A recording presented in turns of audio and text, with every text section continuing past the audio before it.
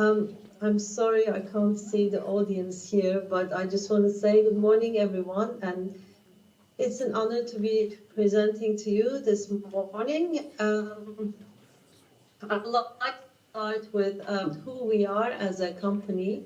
And Marta Schwartz, our founder, originally came from, which is a deep interest in fine arts. And our work is still very much rooted in that. We have interest in conceptual art, minimalism, and the land art movement with artists like Robert Smithson and Walter de Maria, where their work leaves the boundaries and confinement of the gallery space and the museum. As in this example, the artist embraces the land, earth, and the climate as part of artwork. Another question is the art piece depends on the interpretation of the observer. Participation and engagement completes the artwork itself, similar to the spaces that we create in landscape. They're only complete once the observer experiences and interacts with the space. And lastly, the question of what is art, as in the example of Marcel Duchamp's work, Fountain. He embraces ready-mades and everyday objects, putting them into a different context, how that generates what can be about. In our case, we are interested in the topic, what is nature versus what is landscape, which we often question in our work. And from nature, man altering the land historically, transition of landscapes becoming the expression of culture and artistry. And nowadays with the AI, this boundary between nature and technology even dissolving more. And so this is a very interesting context to operate in. And also the fact that a lot of our works are in urban landscapes, which are similar to aircraft carriers, a flat surface on top of a very complex system of pipes, cables, technologies, and infrastructure with no soil, sometimes with no light or no rain and no nature. So we often rely on artificial materials, colors, and invented thought process to create a connection between people and space. And we create artistic landscapes and innovative climate solutions globally. Our projects are all over the world. And our work combines art and science, where we collaborate with engineers, philosophers, architects, scientists, and artists to embrace invention and to communicate the potential of landscapes. And as Marta said, landscaping itself can be about anything.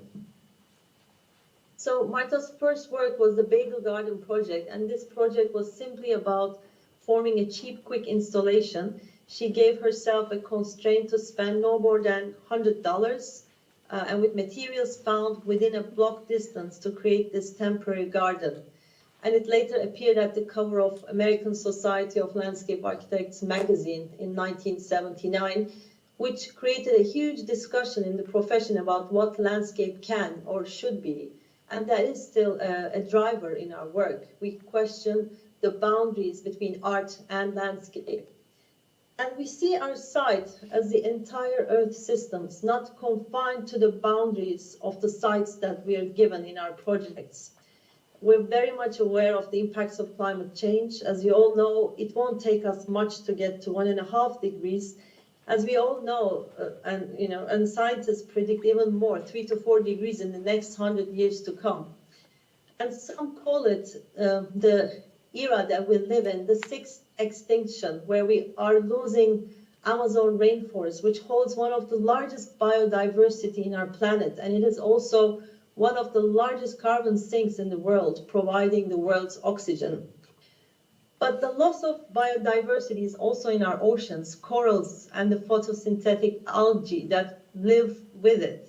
It emits the oxygen that we need, humans need. But if the global temperatures continue to rise, we may lose 90%, if not all, of the coral reefs. And like any city, Vilnius is also vulnerable to the impacts of climate change, and it's experiencing increasing severe dry conditions, droughts, and heat waves as its climate gets hotter. Rainfall periods increase, more frequent wildfires.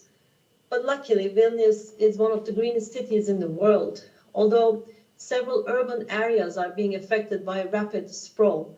We need to control and limit the sprawl of new urbanizations to reduce the amount of high-sealed areas which cause flooding, and this is the key to increasing resilience in our cities. We need to limit urban activities such as building and transport, as they are the major sources of greenhouse gas, 70% of global CO2 emissions. And half of the world's waste is generated outside of households and construction sites. So reuse on site and specifying the use of recycled material content is much needed to get to 2.77 gigatons of carbon out of the atmosphere from emissions of recycling facilities and transportation. And what is interesting is that in a city setting, the urban landscape is the largest piece of urban infrastructure that a city has. So if urban landscape is envisioned, re-engineered and redesigned to make a city climate ready for the future, we can succeed. And there is no other piece of the city that is as large and continuous that can offer ecosystem services that the urban land can provide. And you can see some of which on the screen.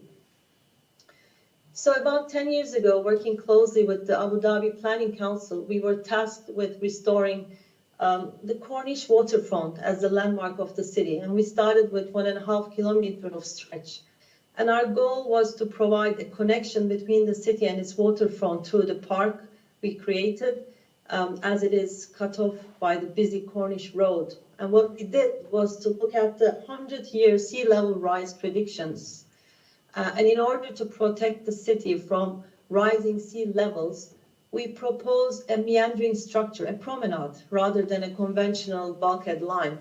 And this raised landscape terrain, it allowed views and provides seclusion for beach users from the impact of the busy Corniche road. And we were also able to tuck away programs such as changing rooms, snack bars, and restaurants, and beach clubs underneath. We created bike trails, sport areas, children play areas, for both private and public use. And we created a park as noise buffer that also cleans the air from the pollution of the road and mitigates urban heat island effect. In Fluid City project in Jakarta Bay, we looked at 160 hectares of reclaimed island project where we were asked to develop the master plan of a mixed-use development for 70,000 residents. And our design provided connected green open space network with resilient waterfront tsunami threats, with recreational linear parks, plazas with activities, shade structures, community parks, and bicycle circuits that run along this open space network to encourage walkability and clean transport. And we have also allocated 5% of the island to water reservoirs to hold and purify storm and grey water that gets recycled back to the community. And you can see the central reservoir with art sculptures integrated. The island was also raised, considering the fact that it will settle over time. So our edge design had to be flexible enough so that it can accommodate these level differences. So we incorporated platforms for people to hang out. And within this flexible edge design, we had to prevent long-term challenges like storm surge tides at 2 meters. So we proposed artificial and natural components instead of having a traditional bulkhead. So we integrated living systems into the terrace walls. We extended the existing mangrove plantings, which are the blue carbon ecosystems of our world. This was now a competition project where we proposed a landscape-reliant defense against, again, sea level rise and tsunami threats in the Dapeng Bay of the Xigong, China. And we created a holistic system with 5 levels of defense strategies and adaptation methods for coastal resilience. As you can see, the steps of creating these. Level 1 is the sea barriers. It consists of artificial reefs, floating breakwater islands, and eco-piles to provide wave attenuation and shoreline stabilization. Level 2 is a coastal dike. It's a series of reinforced sand dunes to slow, filter, and absorb water from the high tides. You can also program underneath, like integrate beach facilities, as you can see in this image. Level 3 was the Eco Park. This is a large zone of vegetation, including coastal wetlands and woodlands. And it's also a special place for health and well-being of people. It cleans the air. It's got boardwalks, viewing platforms, and a wetland center. Level 4 is the inland dike, which is an ecological levee. It's a built-up landform to block water from extreme high tides to protect the villages, adjacent infrastructure, and people. And it passes through wetlands, woodlands, agriculture, and fish ponds, which also serve a purpose to the local economy. And lastly, level 5 defense is the retention ponds adjacent to sites river, similar to Sponge City concept to absorb water during heavy rainfall periods. Zigong Waterfront Project, this is in central China, which completed a few years ago. It's along the Fuxi River, which is a highly polluted river due to industrial activities. And in our proposal, we developed a master plan, and we decided to celebrate this connection between the river and the city, as well as the city's cultural heritage. And the second issue here was the fact that the river is disconnected from the city due to busy transport network, as we observe in many waterfront cities. And again, the meandering nature and complex patterns of the river influence our design language for the project. And also the dragon itself, it's a spiritual symbol to China, and it also alludes with dragon boat race that existed on the site. And we proposed these large-scale abstraction of dinosaur ribs, which influenced world-famous Zigong Fossil Museum, with rib structures that line ramps and walkways that lead down to the river. And we also looked at a larger scale water-sensitive design strategy that would function as a role model to help tackle the pollution issues of the river.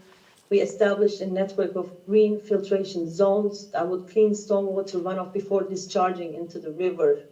And this is the image of a sponge park to help manage the surface runoff, and it also helps with increasing the site's pervious surfaces. And we created a variety of interesting moments with various functions and programs which emerge out of the sculptural form as one walks through the site, with the form would turn into an amphitheater or shaded niche or viewing platforms or mooring area for the traditional dragon boat races. And at nighttime, people could gather and engage with festivities, or as you can see, it becomes this world-class urban destination with variety of active users that engage communities, and it celebrates the connection between the river and the city has.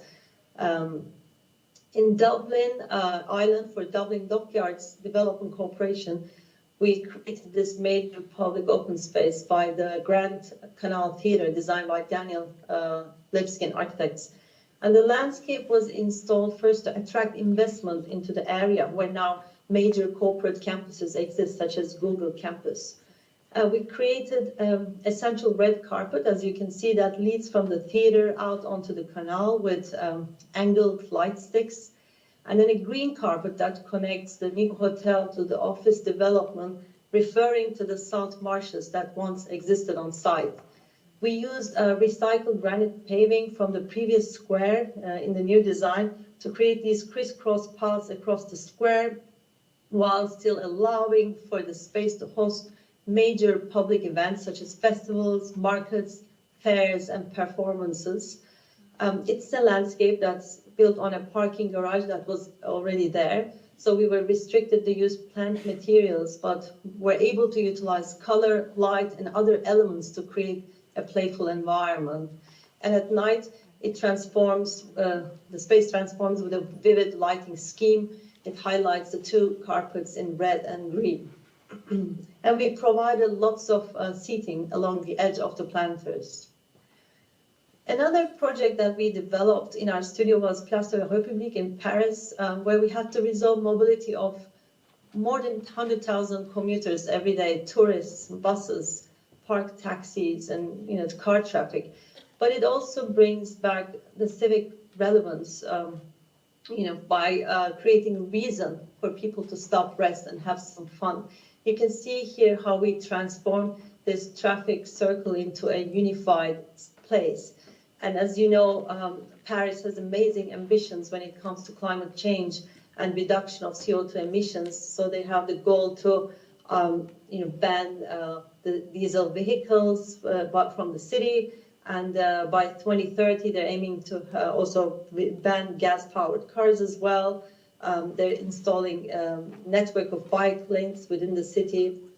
So there are very exciting things happening in the city. And in this project, we redirected the vehicular traffic away and around the central core. And we created this very simple, elegant place where people could meet, gather, and hang out. It supports a range of activities, very vibrant, diverse urban programs, such as weekends and evening markets, festivals, winter ice skating ring, and so on. There's also a fountain that children can play in, and in hot summer months, it is full of people across all age groups. We carefully kept the existing trees and we planted new ones to increase shading for outdoor thermal comfort for the hot summer months and reduce the urban heat island on site. You can see here the newly planted trees versus the older ones. And we also provided flexible furniture where people can move around as they wish, and also freely protest if they like to. For Vienna, Austria, this is our awarded North Hospital project with Albert Wimmer Architects. We transformed the hospital grounds into a restorative public park. It holds a series of therapeutic gardens with rich native plantings, wildflower meadows to increase biodiversity on site, and water bodies for the site's stormwater management system. And all serve a vital role not only for improving the ecology of the site, but also contributing to the patient's healing process. And the park design, it blends interior and exterior spaces with linear pathway systems. As you can see, they extend from inside the hospital courtyards into a series of gardens, lawns, meadows, and they seamlessly connect all program areas with the adjacent neighborhoods.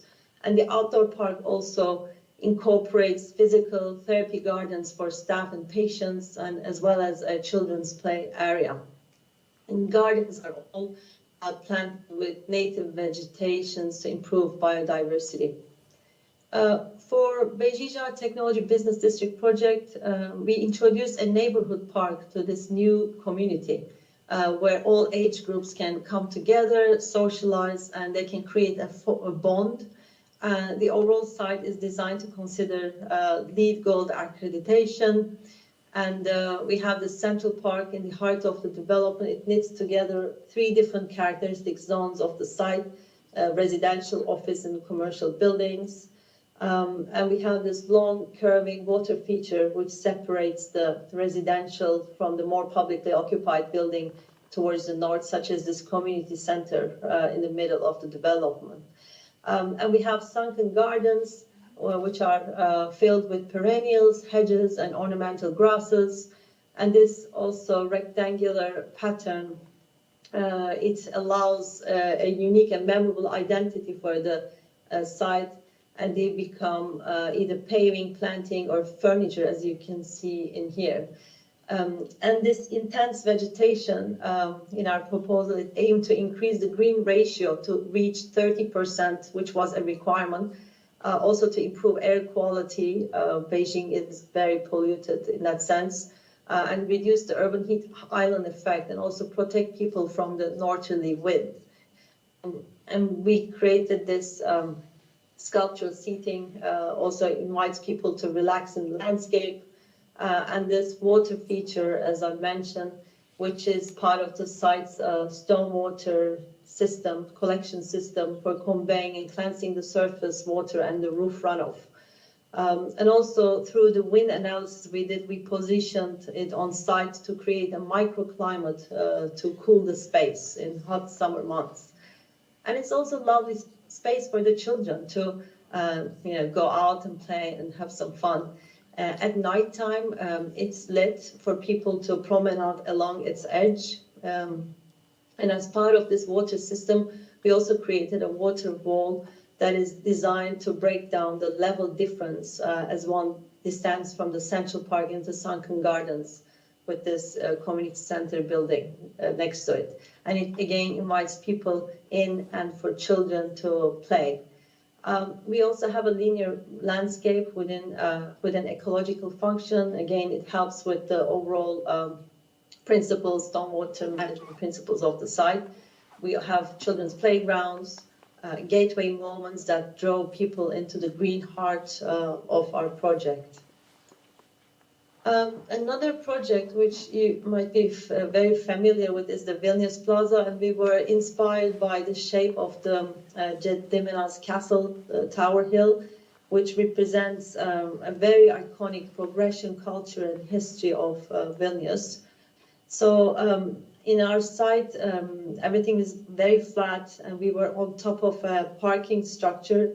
So we decided to create a dynamic topography to be able to plant trees and create energy, bring energy to site, and also to unify all the site area, including the promenade, main plaza, and the two gate squares that we created. So the little hills, as I said, they function as wide, generous benches for people to relax, socialize, and take a moment to rest underneath the trees. And we have these beautiful lighting elements. And the trees have also seasonal qualities with changing leaf colors. And sometimes the mounds take the form of water features to create a noise buffer from the adjacent roads, and also playful elements for children and all age groups. And lastly, I'd like to show you an interior landscape project in the Canary Wharf district of London for the Citibank headquarters. This is the refurbishment of the existing Citibank Tower. It's going to be a green building which will host 9,000 London staff, and it will create a workplace for the future. And our design, biophilic design of the interior landscape, will support employee well-being, and it will help for the client to meet its ambitious sustainability goals. So to maximize the green connections and encourage a sensory experience for the employees and visitors, we provided different zones within the 55 floors of the building, working within the constraints of the architectural proposal, of course. And our planting palette was selected to suit different environmental conditions of each area within the building. We created winter gardens, atrium gardens, interior and vertical gardens, each with its unique character. Level 17, we have the High Street Canteen with indoor-outdoor winter garden in the north atrium, which is a 3-story height space. So we feature here 3 light sculptures we designed covered with flowering climbers, and there's also seating areas surrounded by planting for comfortable dining and enjoying the views of the city. We also have some spill-out zones at the corners of the tower for taking short breaks from work or having a conversation with a colleague. And at level 41, we feature 8 winter garden atriums, which again gives a sense of continuous connection with nature from all of the meeting rooms and workspaces on the floor. And they will also be visible from below, from street level, and it will enhance the iconic image of the Citigroup Tower as a green beacon. And at the street level, we have this remarkable 40-meter long external living wall, which accompanies the visitor along the south elevation of the tower. And it is patterned with silhouettes of tree stems, and light levels mimic those within a dense forest understory layer. And lastly, I wanted to show you our linear urban forest project, which was a proposal we recently submitted for the Reimagine London competition. It was very much influenced by the Harvard research grant that Marta is working on, which applies an afforestation method called the Miyawaki method to our cities. It is a proposal to reduce and transform traffic lanes in our cities to native urban forests, which through very dense planting of native species can reach its mature density much quicker than planting, normal planting. So one thing to add is that we are involved in academic research to continually improve our understanding of how we can protect and regenerate natural ecosystems to mitigate the impacts of climate change and help cities to really adapt to the evolving challenges ahead.